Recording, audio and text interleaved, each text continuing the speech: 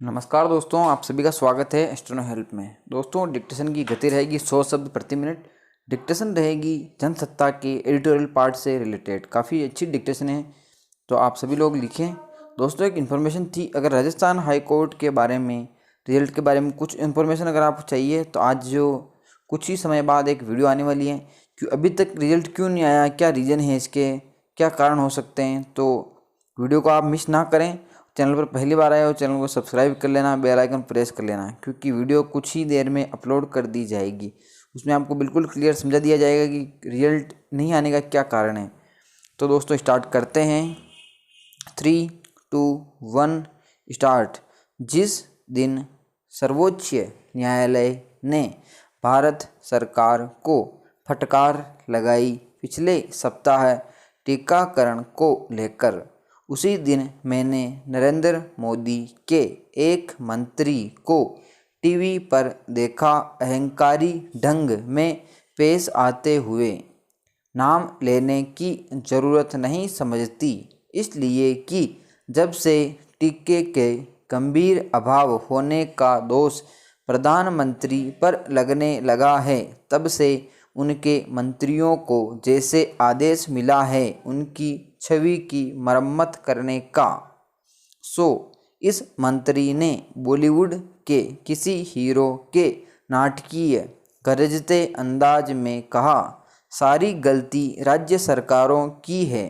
पहले तो उन्होंने कहा था कि केंद्र सरकार काफ़ी टीके खरीद नहीं पा रही है, अगर तो हमको इजाज़त दी जाए अंतर्राष्ट्रीय बाजार से खरीदने की। अब कह रहे हैं कि टीकों की खरीदारी भारत सरकार की जिम्मेवारी है। भाई, आप एक बार तय तो करो कि क्या चाहते हो। विराम पैरा। मंत्री जी शायद भूल गए थे कि जब कोरोना की दूसरी लहर ने बेहाल कर दिया था देश को, तब तक प्रधानमंत्री कह रहे थे कि हमने पिछले साल कोरोना को हराया था, ऐसे समय जब टीके थे ही नहीं। भूल गए थे मंत्री जी कि जिन देशों में अब स्थिति तकरीबन सामान्य होने लगी है, उन देशों ने पैसा देकर ऑर्डर किए थे करोड़ों टीके पिछले साल ही। हमारे प्रधानमंत्री को इतनी देर लगी समझने में कि टीके ही हथियार हैं कोरोना की इस जंग में। उन्होंने ऑर्डर ही नहीं दिए इस जनवरी तक, और जब दिए तो बहुत थोड़ी तादाद में, क्योंकि उनकी नज़र में हमने कोरोना को हराने में इतनी सफलता हासिल की थी कि दुनिया हमसे प्रेरणा ले सकती थी। विराम पैरा। खैर, छोड़ते हैं पुरानी बातें, अब जो स्थिति है उस पर बात करना ज़्यादा ज़रूरी है। सर्वोच्च न्यायालय ने भारत सरकार की नीति पर जो पिछले हफ्ते कहा, उस पर बात करते हैं। न्यायाधीशों ने भारत सरकार की टीकाकरण नीति को तर्कहीन और मनमाना इसलिए कहा है क्योंकि उनको समझ में नहीं आता है कि 18-44 वाली श्रेणी में जो लोग आते हैं उनके लिए टीके केंद्र सरकार क्यों नहीं खरीद रही है। उस 35,000 करोड़ रुपये वाले कोष से जो बजट में इस काम के लिए रखा गया था, इतनी उलझी हुई है भारत सरकार की नीति की, जहां बड़े शहरों में अब पैसे देकर लोग निजी अस्पतालों में टीके लगवा सकते हैं, वहीं सरकारी टीकाकरण केंद्र बंद हो रहे हैं टीकों के अभाव के कारण।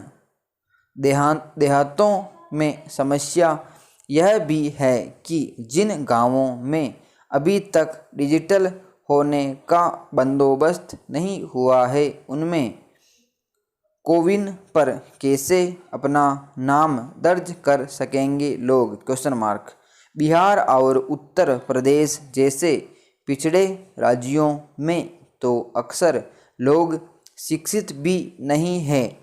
डिजिटल होना तो दूर की बात, विराम पैरा।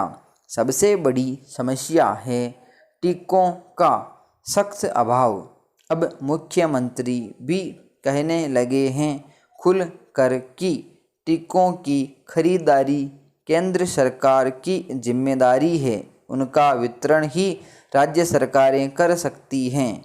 क्योंकि अंतर्राष्ट्रीय बाजारों में जब जाने की उन्होंने कोशिश की तो मालूम हुआ कि टीका बनाने वाली कंपनियां सिर्फ भारत सरकार से बात करने को तैयार है, विराम। इस उलझी नीति का नतीजा यह है कि जहां अमेरिका में 100 में से 88 लोगों को टीके लग चुके हैं, भारत में 100 में से सिर्फ 15 लोगों को लगे हैं। इतना पीछे रह गए हैं हम कि जहां अब न्यूयॉर्क और लंदन में दुकानें, रेस्तरां, स्कूल और सिनेमाघर खुलने लगे हैं, हमारे देश में राज्य और जिला स्तर पर बंदी लग रही है। जितना नुकसान इनका आर्थिक तौर पर हो रहा है वह अभी दिखने लगा है बेरोजगारी के बढ़ते आंकड़ों में। अर्थशास्त्रियों का कहना है कि मई के महीने में ही 1 करोड़ भारतीयों की नौकरी चली गई है, विराम पैरा। जब से महामारी आई है, पिछले साल मार्च के महीने में प्रधानमंत्री ने स्पष्ट किया कि इस युद्ध में सेनाध्यक्ष वही होंगे। उनके आदेश पर संपूर्ण बंदी लागू हुई थी। पिछले साल 4 घंटों की मोहलत देकर उनके आदेश पर हमने थालियां बजाई और दिए जलाए उन महीनों में जब दुनिया के बाकी देश टीकों के ऑर्डर दे रहे थे।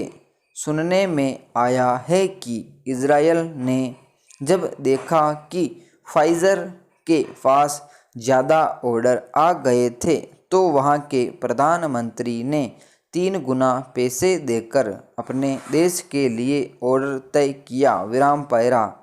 रही बात हमारी, तो हमारा हाल यह था कि हम आत्मनिर्भरता पर गर्व कर रहे थे, लेकिन ऑर्डर नहीं दे रहे थे और न पैसा। फिर जब उस पहली लहर ने इतना नुकसान नहीं किया तो प्रधानमंत्री जैसे भूल से गए कि कोरोना के खिलाफ इकलौता हथियार है टीकाकरण, देश की कम से कम आधी आबादी का। जब अभियान शुरू हुआ तो भारत सरकार ने अपने हाथों में इसको रखा और प्रमाण पत्र जब मिले टीका लगवाने के बाद तो उन पर चिपके से थे प्रधानमंत्री के फोटो, विराम पैरा। अब जब उनके मंत्रियों से हम सुनते हैं कि उलझी नीति का दोष लगाना चाहिए राज्य सरकारों पर तो अच्छा नहीं लगता है, बात झूठी लगती है, विराम। यह भी अच्छा नहीं लगता है कि प्रधानमंत्री ने अभी तक उन अधिकारियों को निकाला नहीं है जिनकी गलतियों से हम इस हाल में पहुँचे हैं। आज भी उनके चेहरे दिखते हैं रोज़ बड़े बड़े दावे करते हुए।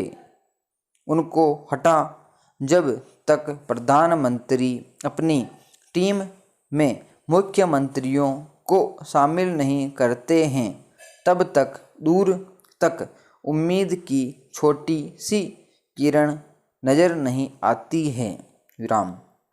लड़ाई लंबी है और कठिन, लेकिन इसको जीतने के लिए निर्णायक राजनीतिक टीम जो अभी तक दिखती नहीं है, दिखते हैं वही प्रयास प्रधानमंत्री की शान को सलामत रखने के क्या फ़ायदा अगर देश की शान न रहे, विराम समाप्त।